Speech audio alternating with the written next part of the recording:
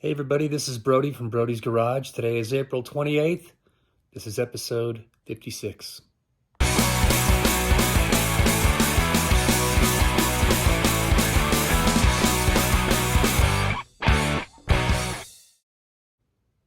Hello everybody, it's Brody, and if you're wondering why you're only seeing half of my face, it's because on Wednesday, March 15th, I was involved in a fairly serious accident here at the garage, and it involved some power tools in my face. And what I'm going to do is back up and take you back to before the incident and show you what had transpired up to that point. And then I'll bring you back up to speed afterwards. So let's travel back in time. Whew, well, it was tedious, but I got the bottom side of the car all scuffed up and I put the seam sealer in all the cracks. Let me tell you, there's a lot of cracks. So I also picked up some of this DEI floor and tunnel shield right there. And that's an adhesive mat that's going to go basically right there under the transmission tunnel along the tunnel where the drive shaft goes. And up here on the bottom sides of the firewall, probably just up to this bend right there. Reason being is my exhaust comes right down next to this here before it makes its hook down that way. So I'm going to get that all padded off. I'm going to leave the Raptor bed liner off of these areas so that the mat will stick better. I'm concerned that it won't stick to the texture of the Raptor. Okay, well, it is midnight and I got to pack up and go do a show in Utah tomorrow. So car is masked up. I'm going to try to hit it with some Raptor bed liner in the morning before I take off. Here you go. Night night. Well, today's a new day. I'm wrapping up to get out of here to go do a show in Utah. And I just barely had time to knock out a coat of this stuff. I may come back and apply a second coat, but it's pretty thick, a little thicker than I even thought. This is the Raptor bed liner. Hello, it's March 11th. I just got back from St. George, Utah. I did a show up there at this amazing amphitheater called the Tuacahn Arts Center. And I do a show once in a while called British Rock Royalty. We do, I've got a kick-ass band and we do like a little mini concert of The Who, Pink Floyd, David Bowie, Queen, and Led Zeppelin. And it was pouring rain and 2,000 people came out and rocked out with us. It was a great time. But between you and me, the whole time I was thinking about the car. I also want to give a huge shout out to my buddies Ray and Joey over at Ideal Distributors there in St. George, Utah. I happened to meet these guys at a corporate event in Orlando a few weeks ago. That ended up being an event for PPG distributorships, and these guys were there, and I made a joke about the car, and they came up afterwards, gave me their card, said, if you need anything paint-wise, give us a call. Turns out they're right in St. George where I was going anyway. So I stopped by their cool shop and they gave me a great deal on a bunch of products, including some House of Color materials that I still needed to finish the job. So thanks, guys. And let's take a closer look at what happened here. I just got back and peeled off the masking tape, and let's take a look at the Raptor bed liner and see what that looks like. Okay, so I gotta say, this is one even coat. I did not apply a second coat. I thought it went on pretty steady and pretty evenly, and I got good coverage. Now that it's cured and dried, I gotta say the finish is really, really nice. It's got kind of like almost like a hard plastic feel to it. And as you can see, it's got a bit of texture to it. The lights are shining on it brightly, so it looks super glossy. When the lights are dim, of course, it's a little bit more satin finish. There were a few places that I was a little bit thin on, and so I just took a remaining can of satin black VHT and I just kind of dusted it in there just to hide some of the gray that was peeking through. As you can see, this is where I masked off for the tunnel mat, which is the DEI tunnel and floor shield right there. That's going to go on those areas right there in gray, and right here is where the mufflers reside. So I left those areas bare so that I could get better adhesion for the mat. But the rest of it, I gotta say, looks really, really sweet. I'm very happy with the way it turned out.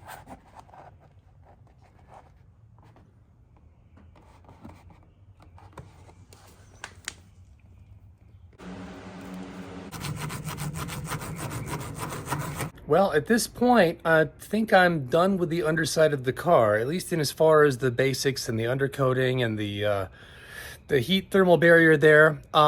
I did order some seam sealing tape that goes over that to kind of hide all the edges of that. And I'm going to dust in some satin black paint just to kind of hide the white edges there. But overall, it's stuck on there. It's fitted. It's pretty good. I'm happy with it. And at this point, I'm going to now flip the car back level. I'm going to get it off the rotisserie and onto some stands, and I'm going to start putting the rear suspension on. I'm going to jam the firewall at the very least, and probably the door jams as well, and trunk jams, and bolt my front suspension subframe back on. Get this thing back on its four wheels, get all the doors, fenders, trunk panels back on the car, fitted, gapped, jammed, and then block this thing and get it painted.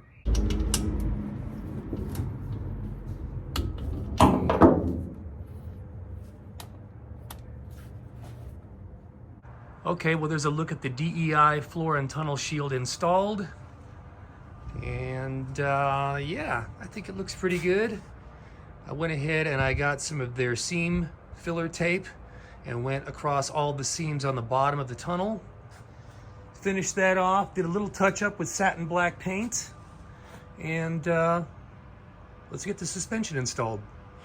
Ooh, that is one sexy rear end, I must say, folks. Going back together feels good. And next up, I'm gonna go back there and grab the torque arm and get that in place. Start assembling my rear brakes, axles, yada, yada, yada.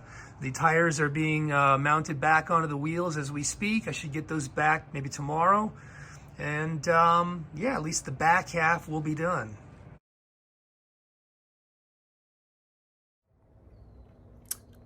Hello, it's Friday, May 17th.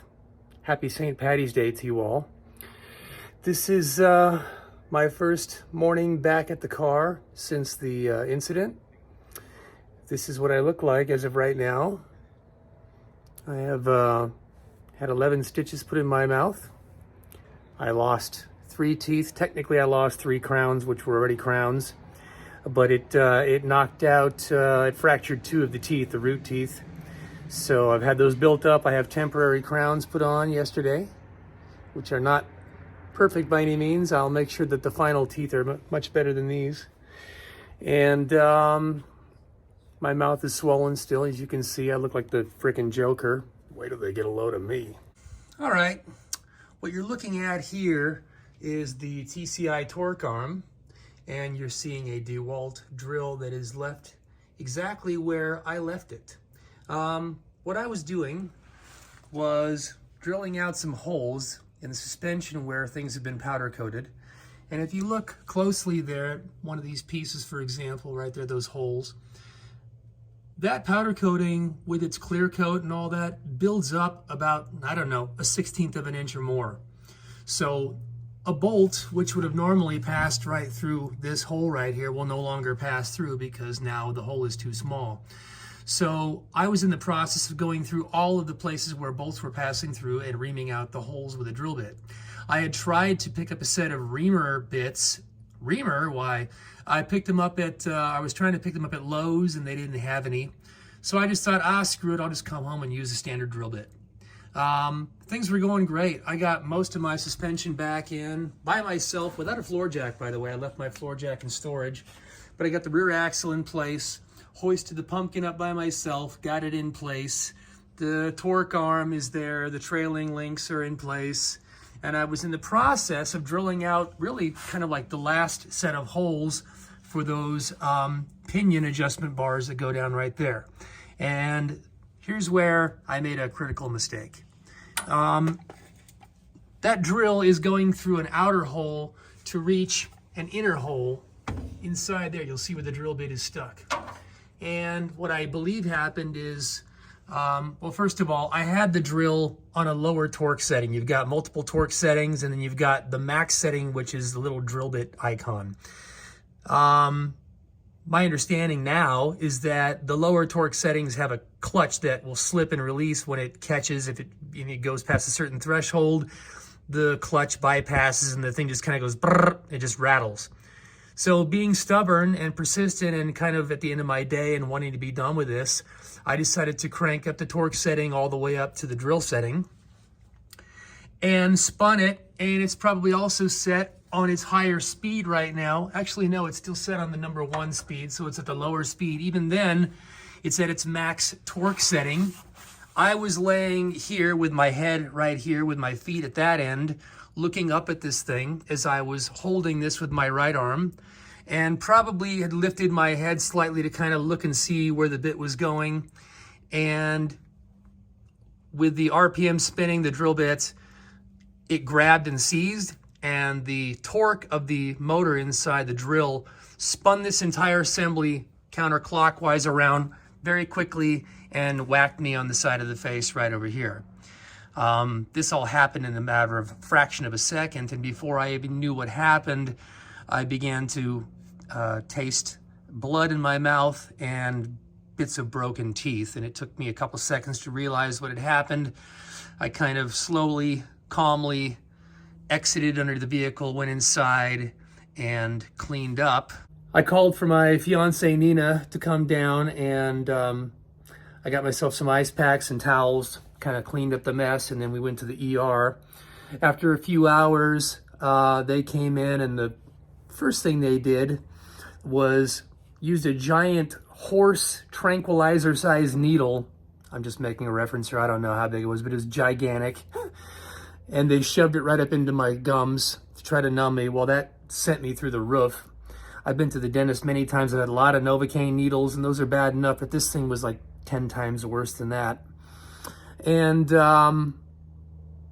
he cleaned me up. They stitched up my lip, upper and lower. As he was cleaning up the wound on the outside, I don't know if it was hydrogen peroxide or whatever saline solution he was squirting it there, was going through my mouth, into my mouth. So this hole goes all the way through. And as you can see, my gum is quite swollen still. This is all very recent trauma to my head. A lot has happened in the last 24 hours. I've been through hell. I've been to the ER. I got stitched up.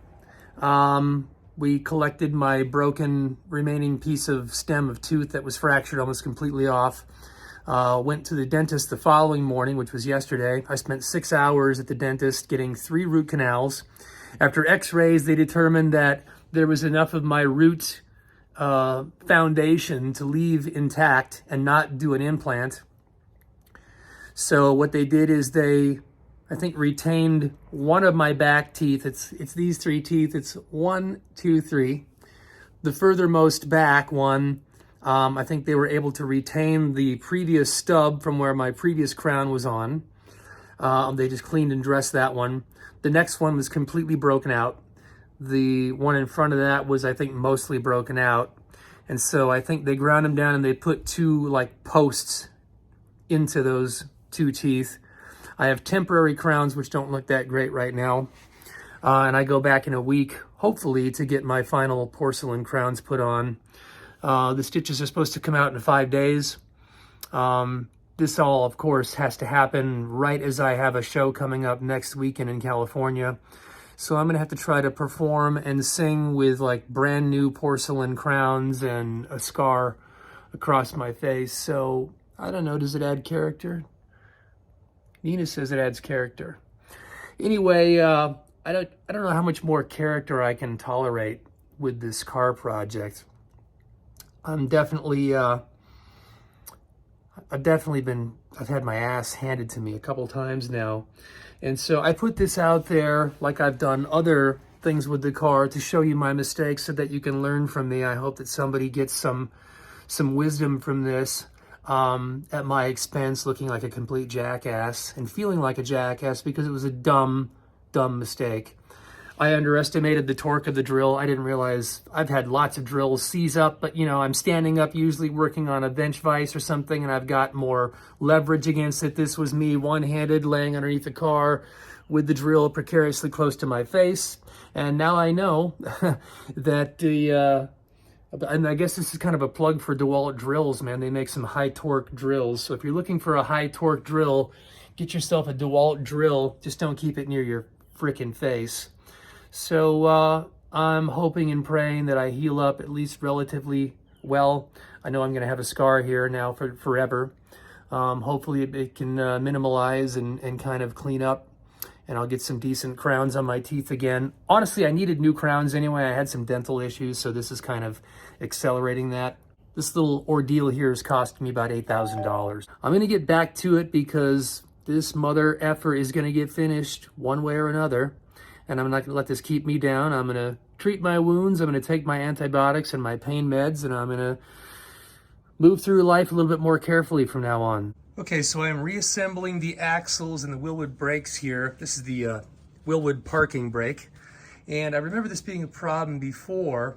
The way this came to me, shipped to me, was Wilwood has its own bearing retainer plate, which goes over the axle bearing.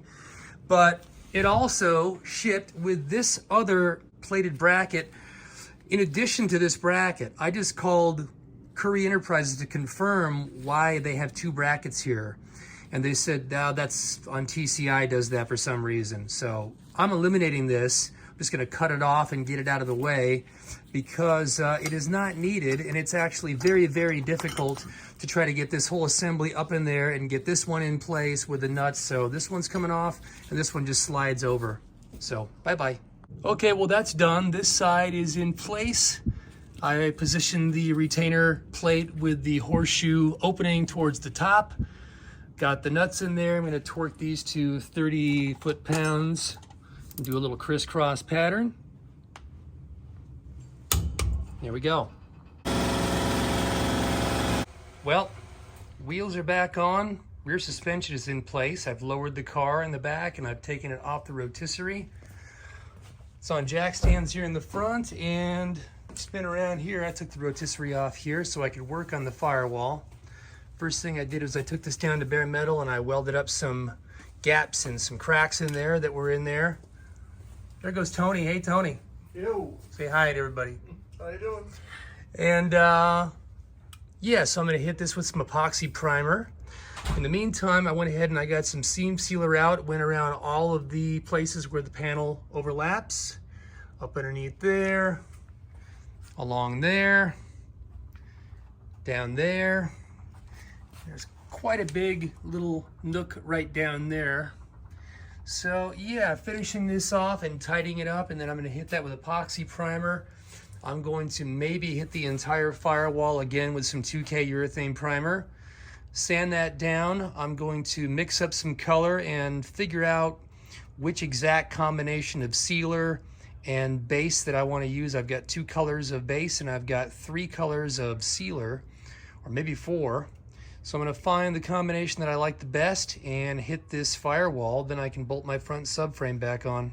Oh, in the meantime, this just showed up right now. This is the E-Stop emergency brake system. I've decided that instead of going with the manual pull handle right there in the console, I'm going to go with the E-Stop because I got to thinking I don't really like the way that this handle is going to interfere with my console design. Plus, not to mention the way I had it, the cables were running on top of the drive shaft kind of precariously close, so I guess I've got myself a parking brake handle from Low Car for sale.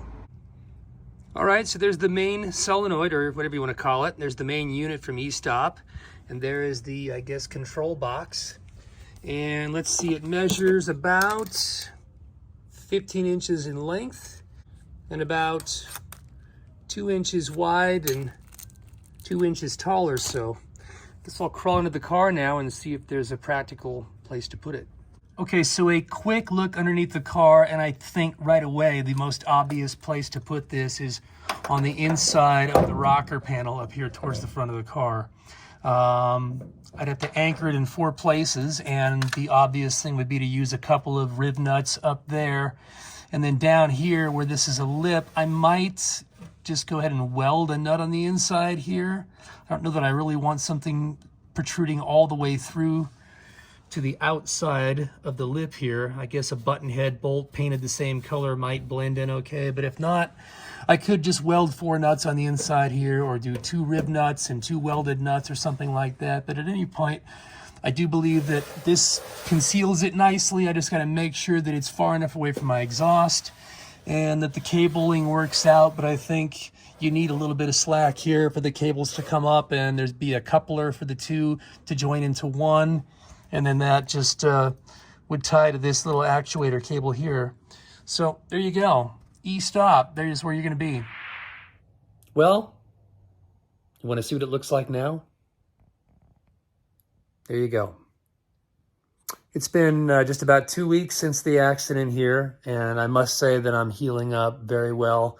The doctor, by the way, his name was Dr. Fox over here at the Summerlin Hospital in the ER, did a pretty fine job of sewing me up to where the scar, I think, is going to be fortunately kept at a minimum. There is going to be a scar nonetheless, but it's only been 2 weeks. I'm still in pain. I still got dental pain here, and I have to go back in a week, actually the following Monday, to get the rest of my crowns put on. These are temporaries that, as you can see, are not that glamorous, but I have a final set of porcelain crowns with a bridge going back in next Monday. So hopefully by then the swelling will continue to subside.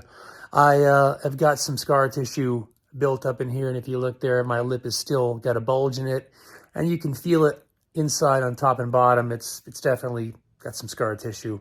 So I may end up consulting with a plastic surgeon and seeing what they have to say, and if there's anything I can do to minimize this, or possibly going and scrape out some of the scar tissue, I may end up doing that. I don't know.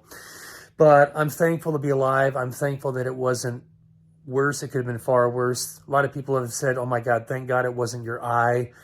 They're right. You know, if it had done similar damage to my eye, I might have lost vision in this eye. Who knows? It's just crazy that something this size and this kind of ordinary can do so much damage. And so once again, my advice to you folks is always make sure that you're free of any rotating masses like this. No matter what you think you've got a hold on this thing, expect the worst, because this thing, I had set it on the highest torque setting. That drill bit indicator means no slippage, no clutch breakaway.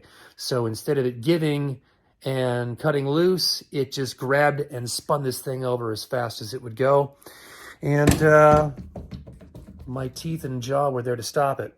Anyway, I'm going to catch you up to what's gone on the last couple days here, which is actually pretty exciting. So I did finish up the rear brakes and suspension, got the wheels on, and boom, got the front end done as well. So the Firewall is painted a satin gray metallic. This was a paint color that was mixed up by my buddies up there in St. George, Utah at the paint shop, and I wanted them to try to match the powder coating on my suspension stuff as good as possible. But then I decided to put a satin clear on top of it just to give it a little bit of a contrasting look here. I think it turned out great. I did some final body work. I had to do a little bit of filler down there, primed it, sealed it, base coat, clear right here in the garage, right as it sits. And then once that was dry, I could throw my TCI front clip on, my front subframe, suspension, Willwood brakes. This is the new replacement Weld Racing wheel that they sent me, because if you recall, I hit one of the other ones and I damaged it and bent it. So there you go. There's a new wheel. Just today, I put the engine and transmission back in place with the help from my buddy Garrett across the street. Thank you, Garrett. It's just kind of sitting in there.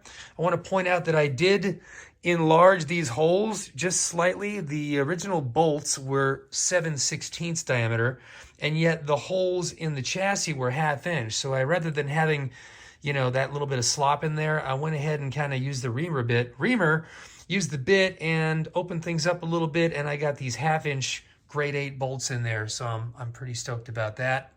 Engine is fitting pretty well. The intake is just sitting on there right now, resting. Just kind of wanted to get the visual to see what it looked like against the charcoal gray, but I think it looks killer.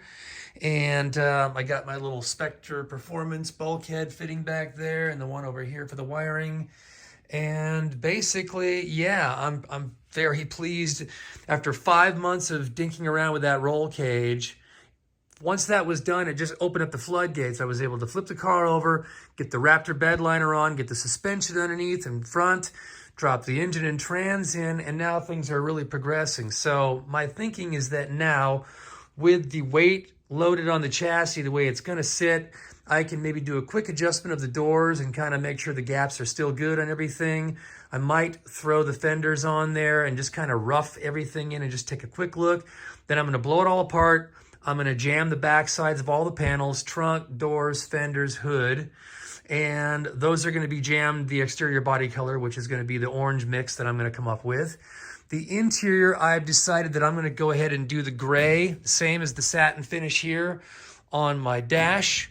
On the dash there, of course, on the tops of the doors and the A-pillars, basically all the sheet metal in here that's going to be exposed will be the satin gray, as well as the roll cage. I think I'm just going to paint it. I'm going to, maybe give it a sand blast or a media blast. I'll do a prime, a scuff, and shoot, and get that thing in satin gray. So there you go. These are my new safety harnesses from G-Force that I ordered.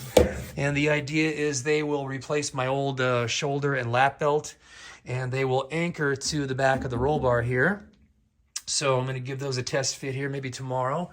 But yeah, I'm going to pull the roll cage back out, get it prepped for paint. I'm going to figure out what I want to do with the dash here to finish off that coping there, that round notch out of there. I may just leave the hole and put like a little vinyl trim around the edge to kind of finish it off. I don't know. Or maybe I'll get fancy and I'll bend a little, sheet metal in a half moon shape and weld that in place and finish it off. Haven't decided for sure, but yeah, once the roll cage comes out, paint that. We'll paint the bases as well. And then I'm going to throw my Dynamat down. That'll go all the way across the floor and up underneath the firewall. Back there, I may still build a little flat panel to section that back seat off. I have to build something for the package tray here, which I may do in either thin plywood or MDF, or I may do like a PVC board. I'm kind of steering away from using sheet metal. I've been kind of advised to do that, to stay away from it, because I don't want a separate panel kind of rattling. Even if it was riveted on tight, I just don't want any kind of vibration and brrr happening, especially with the subwoofer and, speakers kicking back there. So that's the immediate thought on that. I think for the trunk, I'm going to go ahead and do the Raptor liner. I'm going to throw some epoxy primer on the bare metal parts. And then I'm going to shoot this with the same stuff that I did on the underside, which is the Raptor. Finish off the trunk. I still need to finish up my hinge gas supports. What do they call them? The little shock absorbers, and get my trunk working properly. And then once everything is jammed, it's going to go back on the car for final assembly. I'll get my gaps fine-tuned. I will take my new, linear block tools. This guy right there. And I'm going to hit all these panels again until they are absolutely straight and there's no guide coat showing through. And then the car is going to be ready for paint, my friends. So I'm very excited. Before I do the final, before I roll it into the paint booth, I'm going to make sure all of my trim pieces fit properly. I think there might still be a little bit of work to do in these corners. I'm going to double check that, as well as the pieces that go on here. I got all that stuff polished and straightened out, so I'm going to check all my trim stuff. Might do a test fit of the window glass. I don't know if that's necessary or not, but I probably should. This is a reproduction car after all. So I might throw it in at least on one side and see how it goes. So yeah, I got to say, having a little bit of color on the car is a real motivator. It's really, really inspiring to see this after a year and a half of just kind of looking at bare sheet metal and grinding and welding and, a little bit of primer. It's just been kind of drab. So this really, really, really is cool to see. And I'm excited to keep going with it and getting the car painted and getting it finished up this year and having it ready for this summer. So once again, all I can tell you is, guys, gals, be safe out there. Don't underestimate what's right in front of you. Even if it's something you've done 1,000 times, put the guards on, put the goggles on. By the way, I want to point out that I did buy a full face shield, which I'm going to start using that guy right there. Picked it up at Harbor Freight for like $6 or whatever. So start using that if I do any more grinding, anything that's got flying debris or a grinding wheel that could explode and take off. Too many horror stories and too many of my own bad experiences on one car. I'm going to tell you, I don't need any more of this stuff.